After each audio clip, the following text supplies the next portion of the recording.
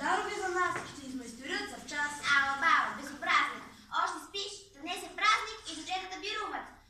Така ще да дарувам с една собачка яка, че негли ще трака. Оле, какво направих? Без подаръци оставих, милите добри дечица. Баба зима умница и от следващата зима баба Коледа ще има. Хайде, старче, без тъга, ще ми станеш пръслуга. Чуй сега какво ми хрумна. Слушам, бабки, сладкодумна. Първо скачаме жената, то да мине планината, салвива си лицето и се спускаме в лицето. Не, ще се стопя от срам. Остатко си голям, чакай да ти обясня. С моя дъжд глединя, всяка скупена каштурка свита като костенурка. В прозорците се цъфнат чуни ледени цветя, ако втори път им дъхна, мигом ще ги посребря.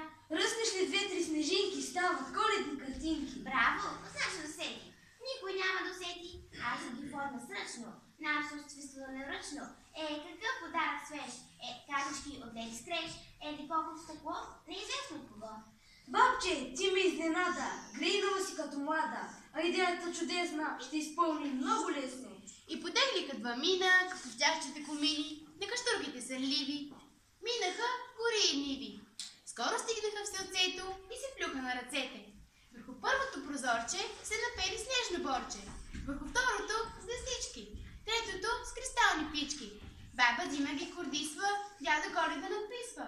Клюнче пръси се старае, буквичките да извае. Да сте здрави, да сте живи, бодри, румени, игриви. Коледната нощ прекрасна, да е светла, мирна, ясна.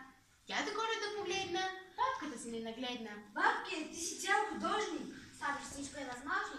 И прозорец не остана, без тържествена премяна. Поседи на този праг, че ни чака път и сняг.